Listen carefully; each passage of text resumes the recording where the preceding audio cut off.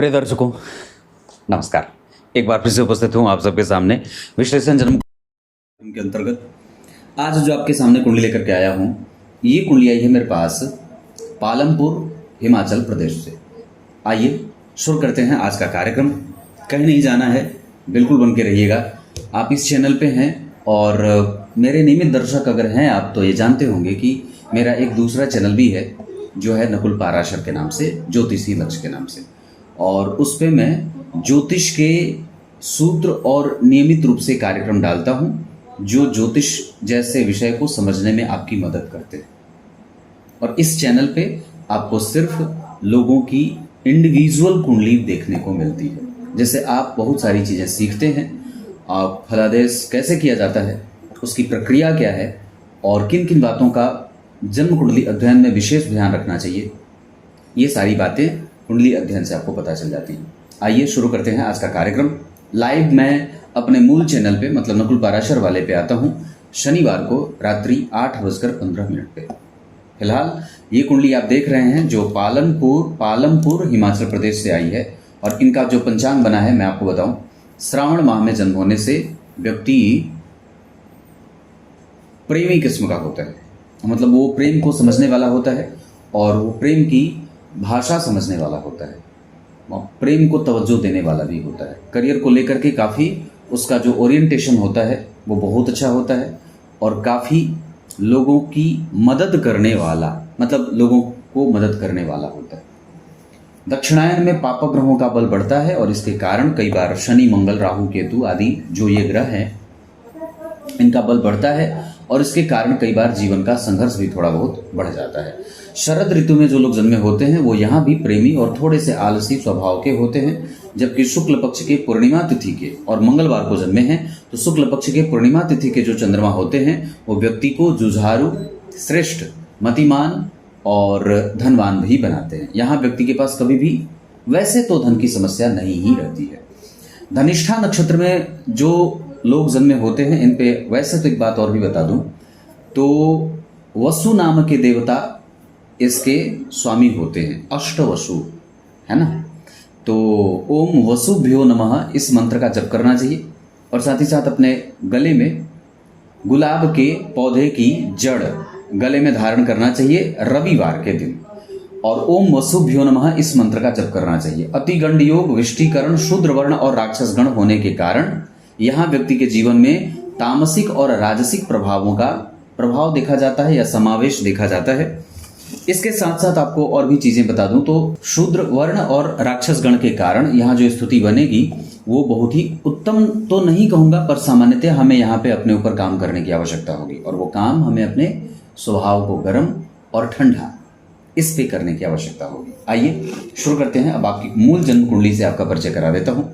फिलहाल जो लग्न बना है वो 10 अंश का बना है और लग्न जब 10 अंश का हो जाता है तो इसे बाल्यावस्था का तो नहीं पर प्रबुद्ध लग्न कहते हैं। और प्रबुद्ध लग्न निर्णय लेने में सहायक होता है, आयु अच्छी देता है, साथ ही साथ ग्रहों के बदलने का प्रभाव ज़्यादा नहीं होता और इस वजह से डिफ्रेंसिएशन ज़्यादा नहीं होता है। और इसके कारण व्यक्ति के का जो स्वभाव है, जो उसका चरित्र है, जो उसका गुण दोष है, उसको वो समझने में काफ़ी मदद मिल जाती है।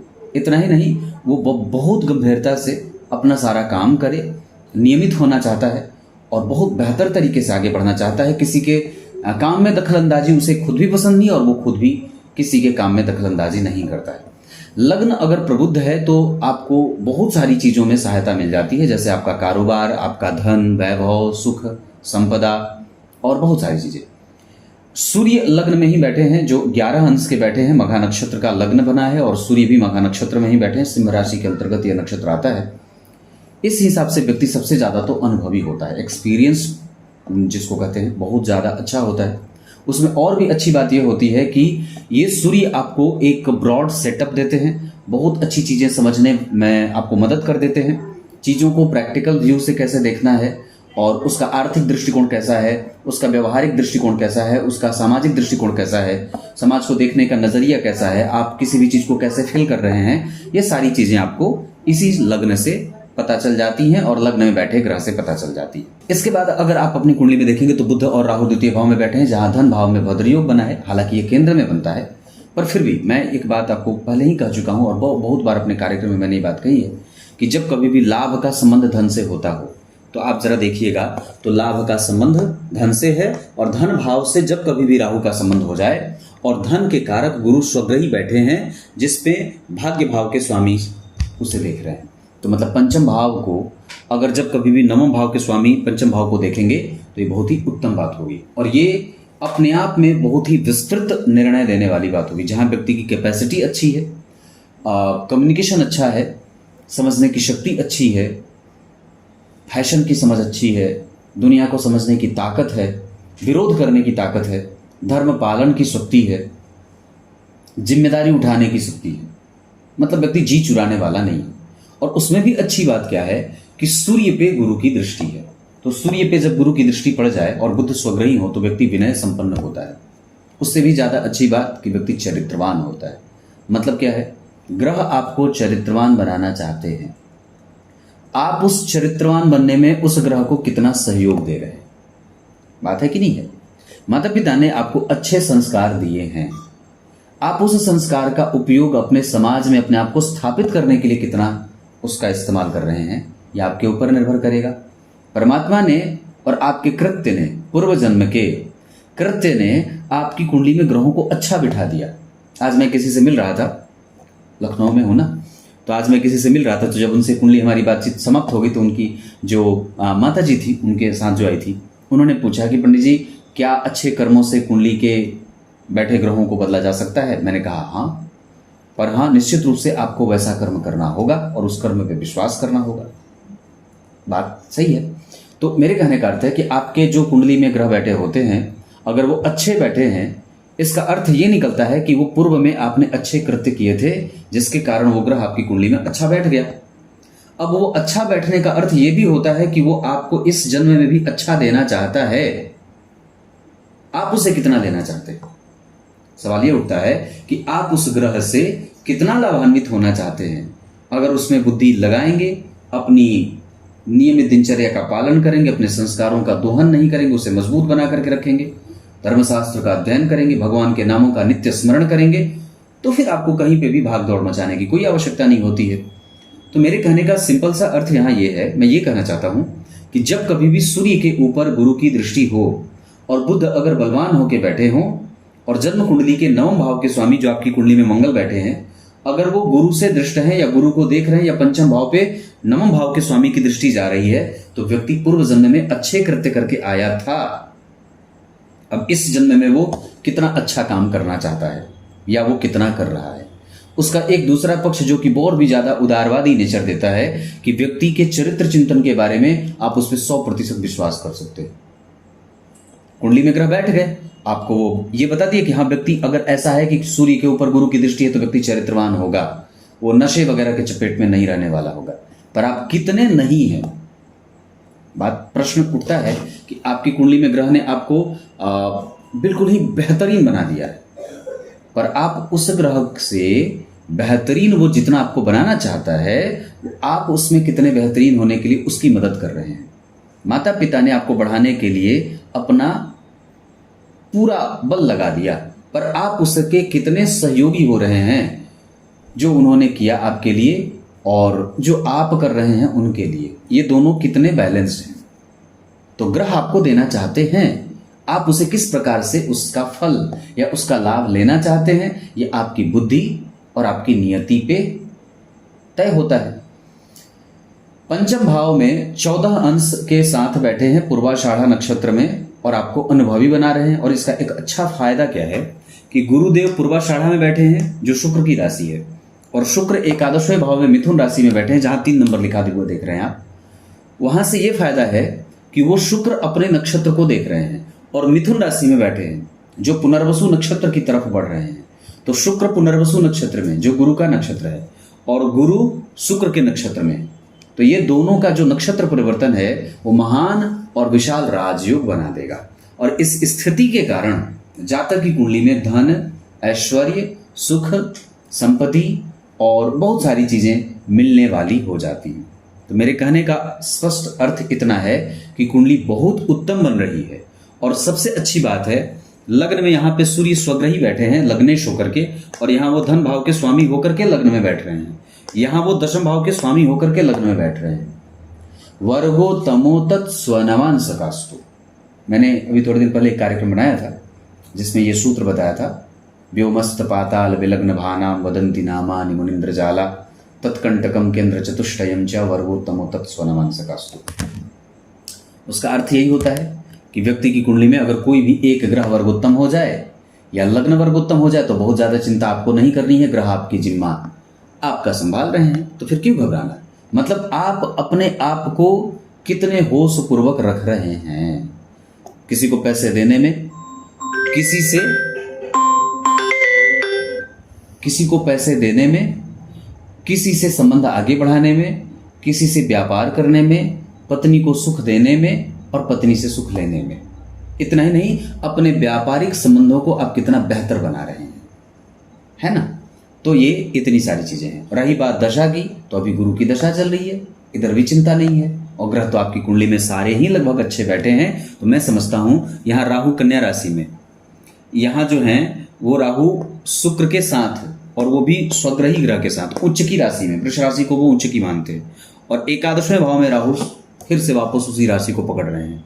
लग्न में सूर्य शुक्र चंद्रमा बहुत बलवान स्थिति, और जन्म कुंडली में पंचम भाव के स्वामी जो बनते हैं गुरु, वो छठवें भाव में, और पंचम भाव में कौन बैठे हैं, तृतीय और चतुर्थ भाव के स्वामी। यहाँ पे एक अच्छी स्थिति बन रही है, पर बात यहाँ गड़बड़ थोड़ी बहुत है। शनि मंगल राहु केतु के कारण व्यक्ति का यश, व्यक्ति की प्रतिष्ठा और व्यक्ति का जो भाव है वो थोड़ा गड़बड़ कभी कभी होता है, या व्यक्ति कई बार अपने मेहनत के अनुरूप जब वो फल प्राप्त नहीं करता है तब उसे थोड़ा बहुत घर्षण में देखा जाता है, तब उसका जो मानसिक प्रभाव है या जो मेंटल स्थिति है वो कई बार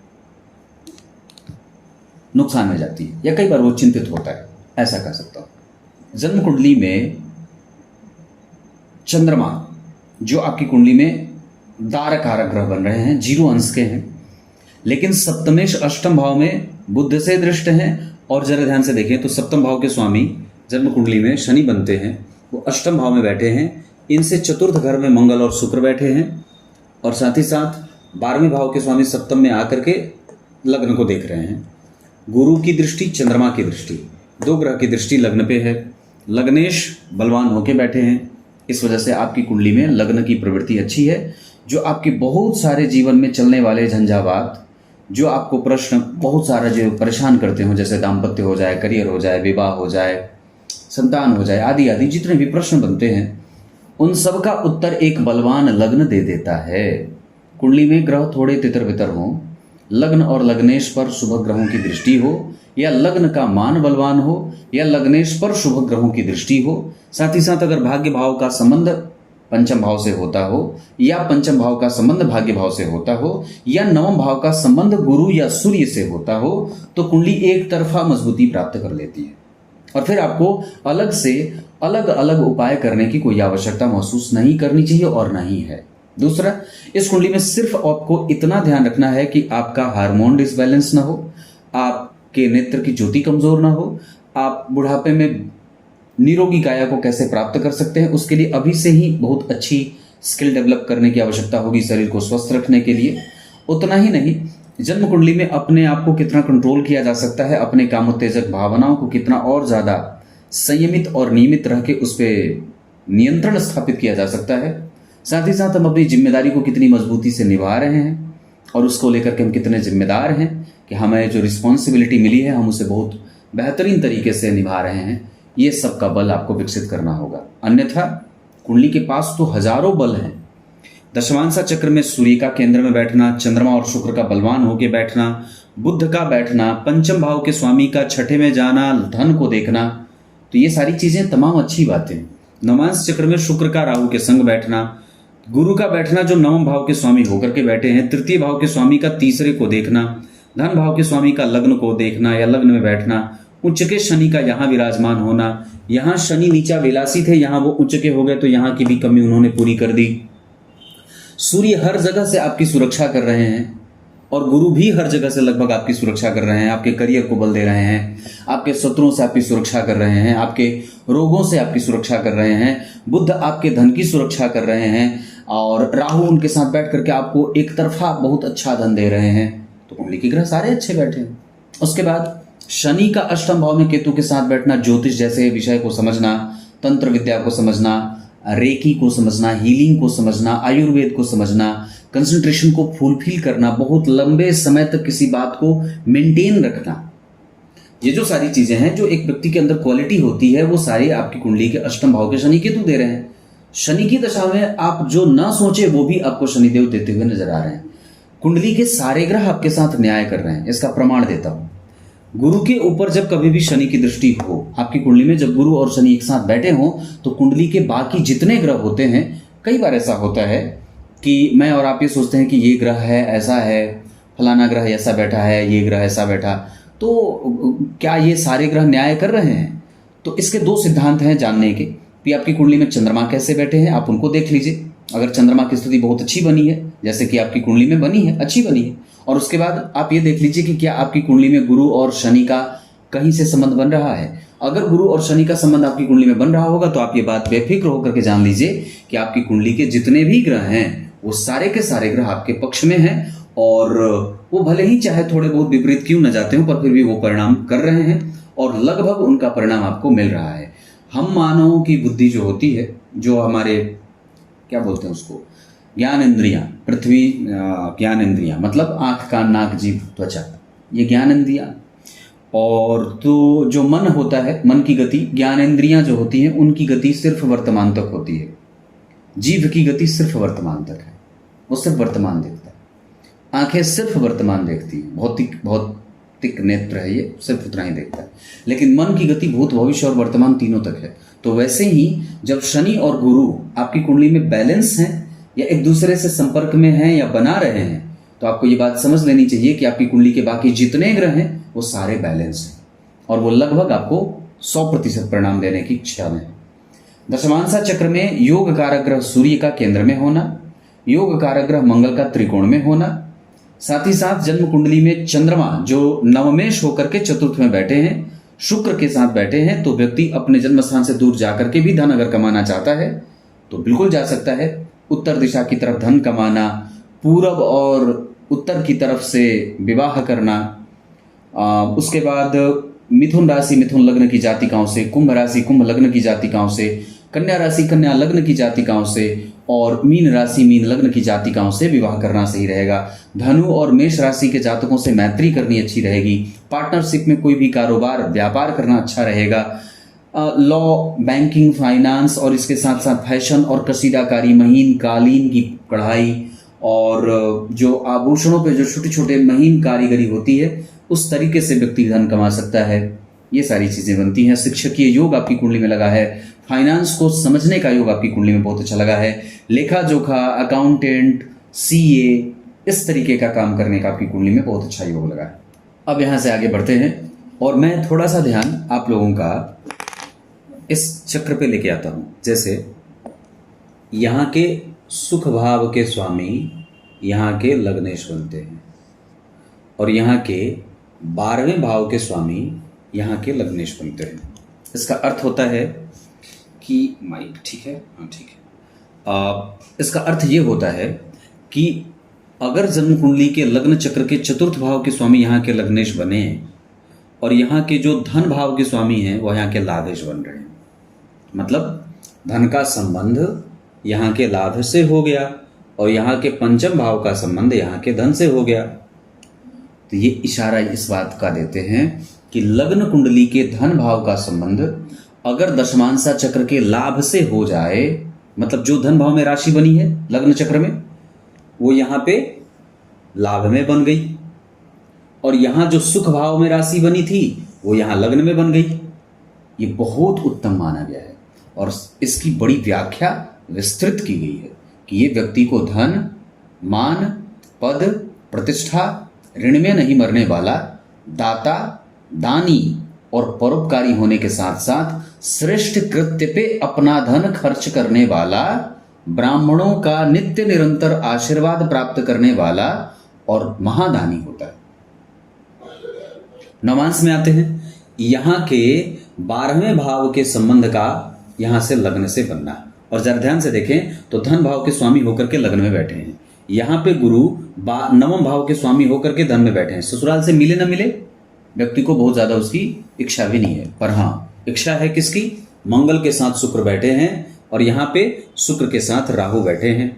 जरा ध्यान से देखेंगे तो उच्च के शनि चंद्रमा के साथ बैठे हैं और मंगल जन्म कुंडली में 12वें भाव में बैठे हैं। तो मंगल की गड़बड़ी और इनके ठीक पीछे शुक्र राहु, तो धन लाभ तो यहाँ भी है, अच्छा दाम्पत्य दिख रहा है, सास और ससुर दोनों बहुत अच्छे होंगे, सुख विवाह का बहुत अच्छा होगा, पर कभी कभी मतभेद होगा, ये चंद्रमा और शनि और यहाँ मंगल के कारण। इस बात की पुष्टि हो जा रही है कि व्यक्ति को अपने विवाह को संभालने के लिए मंगल के साथ केतु और बुध की दशा में, जब कभी भी मंगल बुध या केतु की दशा चलेगी तो हमें अपने दाम्पत्य को बहुत ही नर्चर करने की आवश्यकता होगी, उसको संभालने की आवश्यकता होगी। वैसे नवांश कुंडली में जो शुक्र के साथ राहु बैठे हैं वो पत्नी के पीछे व्यक्ति धन खर्च करता है और पत्नी के पीछे पीछे चलने वाला और दबी जबान से पत्नी की भी प्रशंसा, मतलब किसी भी तरीके से वो पत्नी का विरोध करने वाला नहीं होता। वो 100% अपनी पत्नी का सपोर्ट करने वाला, महिलाओं से सुख प्राप्त करने वाला और अपने जीवन में निरंतर महिलाओं से घिरा रहने वाला भी होता है। सुंदर दाम्पत्य, एक बेहतरीन दैवीय प्रभावों से युक्त श्रेष्ठ पत्नी जिसके पास अच्छी आयु देने के लिए, आपको अच्छी आयु देने का प्रभाव रहता है, मतलब उनकी कुंडली आपको आयु देगी और विवाह के बाद निरंतरता से व्यापार की और सांसारिक सुखों की वृद्धि ही होने वाली होगी, इसमें जरा भी संशय नहीं है। सूर्य आपकी कुंडली में मघा नक्षत्र में बैठ करके दानी और भविष्य को समझने वाला बना रहे हैं। चंद्रमा आपको इरिटेशन में रखने वाला बना रहे हैं। मंगल ज्ञानी बना रहे हैं पुनर्वसु नक्षत्र में। बुध उत्तरा फाल्गुनी नक्षत्र में बैठ करके आपको गणितज्ञ या संगीत या कला और कैसे किसको साथ लेकर चलना है इसका गुण दे रहे हैं। देवगुरु बृहस्पति आपकी कुंडली में सारगर्भित बात करने वाला, पूर्व काल में भी वेद मंत्र का उच्चारण करने वाला, प्रकांड विद्वान पंडित, ब्राह्मणों के आदर के साथ ब्राह्मणों का आदर करने वाला और गुरुजनों का आदर करने वाला, मंत्र जापक, बहुत सारी संततियों का मालिक होने के साथ साथ श्रेष्ठ कर्म को करने वाला व्यक्ति था। और निश्चित रूप से शुक्रदेव आपकी कुंडली में जिस स्थिति में बैठे हैं उसके आधार पर आपको शास्त्र का और मर्म को जानने वाला, गंभीर कानून के विषयों को जानने वाला और बहुत बारीक तरीके से किसी भी गलती को पकड़ने वाला बना देते। पुनर्वसु नक्षत्र। शनिदेव आपकी कुंडली में जिस स्थिति में बैठे हैं उसके आधार पर वो आपको लंबी आयु, अपनी दशा काल में अच्छा धन और साथ ही साथ ज्योतिष, धर्मशास्त्र, पूजा पाठ, कर्मकांड और इतना ही नहीं, जीवन के बहुत सारे क्षेत्रों का दर्शन करने वाला और उसका अध्ययन करने वाला बनाते हैं। जबकि राहुदेव आपको महान, सोचने वाला, थोड़ा बहुत मेहनत करके धन कमाने वाला बना रहे हैं। सूर्य लग्न कुंडली में सिंह राशि में, नवांश कुंडली में कर्क राशि में, दशमांश कुंडली में वृश्चिक राशि में, भाव से ग्रह वर्गोत्तम है, इस वजह से ये संपूर्ण है। और आपकी कुंडली के सूर्यदेव 100% तक आपके आत्मविश्वास की वृद्धि के साथ साथ लक्ष्मी संपन्न योग लगाकर बैठे हैं, ये बात याद रखनी होगी। जबकि चंद्रमा लग्न कुंडली में कन्या राशि, कुंभ राशि में और नवांश कुंडली में तुला राशि में, जबकि दशमांशा चक्र में वापस वो कुंभ राशि की यात्रा कर रहे हैं। इस वजह से आपकी कुंडली में चंद्रमा की दशा आपको यश और संतान के साथ साथ श्रेष्ठ दाम्पत्य का भोग दे रहे हैं। मंगलदेव आपकी कुंडली में पुनर्वसु नक्षत्र में मिथुन राशि में बैठे हैं, नवांश चक्र में भी मिथुन राशि में, जबकि दशमांशा चक्र में मित्र के दशमांशा में गए हैं। इसका अर्थ होगा कि मंगल की दशा आपके लिए धर्म का, दान का, परोपकार का मार्ग खोलने वाली और आपकी कैपेसिटी को बढ़ाने वाली होगी। इनकी दशाओं में यह सुख मिलेगा। बुधदेव आपकी कुंडली में कन्या राशि में बैठे हैं, नवांश चक्र में वो मीन में जा रहे हैं, मतलब उच्च भंग हो गया और साथ ही साथ नीच भंग उनका नहीं हुआ। नवांश चक्र में नीच के हैं, इस वजह से कभी कभी विवाह में मतभेद दिखाई देगा। मतलब हमें उसको मेंटेन करने के लिए कम बोलना, बहुत ज्यादा दिमाग ना लगाना, बड़ों का आदर करना, विनय संपन्न होना, दूर्वा अर्पित करना, साथ ही साथ गणेश संकट नाशक स्तोत्र का पाठ करना और अगर बन पड़े तो कुटुंब जन मित्रों से सावधान रहना, खास करके पत्नी के मित्रों से। देवगुरु बृहस्पति आपकी कुंडली में धनु राशि में नवांश चक्र में वो यश, मान, पद, प्रतिष्ठा, संतान, दाम्पत्य और बहुत अच्छा बोध करने वाला, अच्छा निर्णय देने वाला, ज्ञानी और सुखी बना रहे हैं। इतना ही नहीं, उनकी दशा में संतान का विवाह हो, संतति का सुख प्राप्त हो, संतति का प्रमोशन हो, संतति को सुख की प्राप्ति हो, यह सब गुरु की दशा में होगा। पर एक बड़ी अद्भुत बात है, हालांकि यहाँ पे लागू नहीं हो रही है वह बात कि पंचम भाव के अकेले गुरु बड़ा खराब परिणाम करते हैं और कई बार व्यक्ति को एक तरीके की संतति देते हैं, या तो खाली लड़का होगा या तो खाली लड़की होगी, या कई बार व्यक्ति को अगर ये दोनों मिल जाती हैं, दोनों संतति हो जाती है, तो उसमें पत्नी का सहयोग या भाग्य का आशीर्वाद। लेकिन यहाँ पे आपकी कुंडली में ये योग जरूर घटित हो रहा है कि व्यक्ति को एक तरफा रिजल्ट मिलता है और कई बार अंक जितना पाएंगे उसके बाद भी व्यक्ति को संतुष्टि नहीं होती है।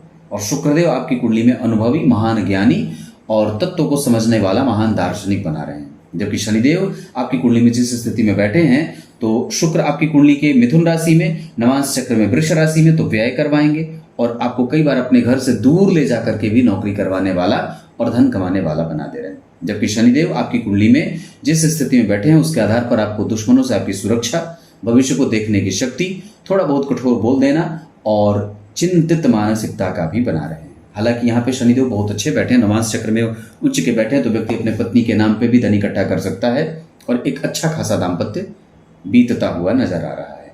राहु और केतु आपकी कुंडली में बहुत अच्छे बैठे हैं, उनको लेकर के मुझे कोई चिंता आपकी कुंडली के लिए नहीं है। इतनी सारी चीजें।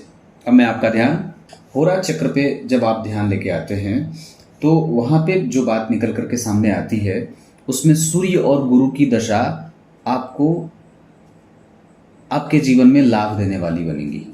इसमें कष्ट देंगे शनि और राहु और मंगल केतु, शनि मंगल राहु केतु कष्ट देने वाले बनेंगे या थोड़ा मानसिक तनाव बढ़ाएंगे, जबकि बुध और शुक्र आपको वापस धनदायक होंगे। भवन, भूमि, वाहन से संबंधित अगर कोई भी निर्णय लेना होगा तो आप गुरु के साथ मंगल और साथ ही साथ सूर्य की दशा का इस्तेमाल कर सकते हैं। खरीदना बेचना। माता और पिता के लिए ये कुंडली बहुत अच्छी है। पिता पक्ष इस कुंडली का 100% बहुत अच्छा है, जबकि मातृ पक्ष भी इस कुंडली का ठीक है। छोटी मोटी बीमारियां माता को दिखाई दे रही हैं। संतान के साथ प्रेम और संतति के लिए भाग्यशाली होना या संतति आपके लिए भाग्यशाली होना, ये ठीक है। पूजा पाठ, धर्म शास्त्र अध्ययन, दान पुण्य, ये सब गुरु और राहु केतु की दशा में थोड़ा कम होगा, जबकि चंद्रमा और बुध के साथ सूर्य की दशा में पूजा पाठ, धर्म शास्त्र आदि का ज्यादा प्रभाव देखने को मिलेगा। हमें सावधान होना होगा अपनी आंखों की समस्या से, कफ जनित बीमारियां और वात पित्त कफ, वैसे अनियंत्रित कोई लंबी बीमारी का खतरा आपकी कुंडली में नहीं दिखाई दे रहा है। अष्टक वर्ग के आधार पर जो चीज मैं समझ रहा हूं, उसके बाद हमें अपने व्यक्तित्व को और भी ज्यादा बेहतर बनाना है, उस पर काम करना है। हमें अपनी वाणी को संयमित रखना है, अपने कुटुंबजनों के साथ मतभेद नहीं करना होगा। हमारा पराक्रम ठीक है, हम संपत्ति भी इकट्ठा करेंगे। वाणी को और भी ज्यादा शांत रखना है, बहुत ज्यादा एग्रेसिव नहीं होना है। इसके साथ साथ सरकारी नौकरी और व्यवसाय में, सरकारी नौकरी पहले स्थान पे, दूसरे नंबर पे व्यवसाय या प्राइवेट नौकरी। कंसंट्रेशन पे काम करने की आवश्यकता। धर्म का बल बढ़ाने के लिए बजरंग बली के 12 नामों का उच्चारण नित्य प्रति और साथ ही साथ पीपल के वृक्ष की परिक्रमा के साथ नित्य प्रति का देवी कवच का पाठ करना होगा। इसके साथ साथ अपने घर की सफाई खुद से करें। निर्णय लेने से पहले थोड़ा उसे ठोक पीट ले। और सामाजिकता आपकी कुंडली में बहुत अच्छी है। ये कुंडली ऋण में नहीं रहेगी और अच्छी है। इसके साथ साथ आप जितने के लिए यात्रा करना चाहते हैं, जिस लक्ष्य को आप पाना चाहते हैं, वो आपकी कुंडली में गुरु, मंगल और शुक्र के बाद सूर्य के कारण प्राप्त हो जाएगा। जबकि ये कुंडली अपनी सामाजिक जो जिम्मेदारी होती है, जो पारिवारिक जिम्मेदारी होती है, उसको 100% निभा लेगी। वार आपकी कुंडली के हिसाब से रविवार और गुरुवार का बहुत अच्छा है। रंग आपके लिए हरा और साथ ही साथ गेरुआ, पीला और नारंगी बहुत अच्छा है।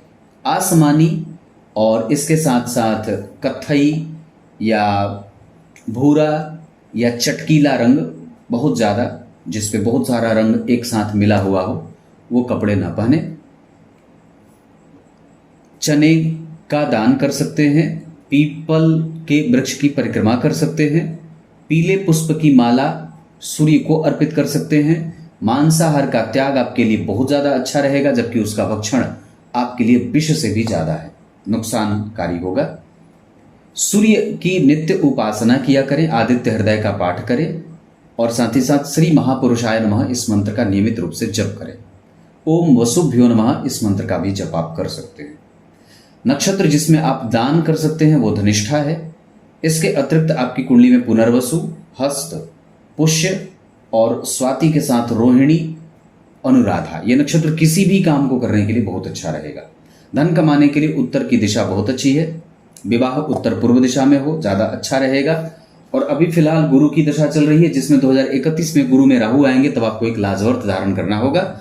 शनि की दशा में कारोबार, दाम्पत्य, परिवार भी ठीक रहेगा लगभग। बजरंगबली की पूजा करनी चाहिए। सूर्य 50% परिणाम कर रहे हैं, चंद्रमा 25%, मंगल बिल्कुल शून्य परिणाम कर रहे हैं। इस वजह से बजरंगबली की पूजा इस कुंडली में ज्यादा लाभान्वित करेगी। गणेश जी को 21 दुर्वा और ब्राह्मणों का आदर, भाग्य का सुख। इसके अतिरिक्त पत्नी के स्वास्थ्य की चिंता, जबकि शनि, राहु और केतु की दशा लाभान्वित करने वाली होगी। सर्वाधिक अंशों के साथ आपकी कुंडली में जो ग्रह विद्यमान है वो आपकी कुंडली में बने हैं 28 अंश के साथ मंगलदेव, और वही ग्रह आपके नमांश कुंडली का भी योग कारक है, पर 12वें भाव में बैठा है। इस वजह से हमें निर्णय, हालांकि योग कारक ग्रह या आत्म कारक ग्रह अगर जन्म कुंडली में वर्गोत्तम होता है तो वो अतिरिक्त सफलता भी दे जाता है। इसके साथ साथ भाग्य भाव से गुरु और मंगल का संबंध आपको भाग्यशाली बना रहा है। लग्न का संबंध, लग्नेश का संबंध लग्न से, और साथ ही साथ चंद्रमा और सूर्य जैसे दो प्रकाशक ग्रह अगर केंद्र में हैं तो ज्यादा चिंता करने की बात नहीं है। इष्ट के बारे में अगर मैं बात कर दूं तो आपकी कुंडली में आपको देवी मैया की पूजा करनी चाहिए, और देवी मैया को लौंग की माला और इलायची की माला या अंजीर की माला भी अर्पित करनी चाहिए। नित्य मंदिर का दर्शन किया करिए, और इतनी सारी चीजें हैं। शनि की दशा में और केतु की दशा में, और साथ ही साथ जन्म कुंडली में मंगल की दशा में मारक चलेगा। मतलब हमें शनि, राहु और केतु, मंगल की दशा मारक लगेगी, और बेसिकली जन्म कुंडली में अष्टम भाव में शनि बैठे हैं, इस वजह से वो डबल ट्रिपल मारक हो जाते हैं। तो हमें यहाँ पे बुध भी कई बार मारक हो जाएंगे। तो हमें शनि, बुध, मंगल, राहु, केतु की दशा में अपने स्वास्थ्य का, अपने संबंधों का और अपनी यात्रा में अपना खुद का विशेष ध्यान रखना होगा। कुछ इसी तरीके से आज के इस कुंडली विश्लेषण के कार्यक्रम का समापन करते हैं। तब तक के लिए बहुत बहुत नमस्कार।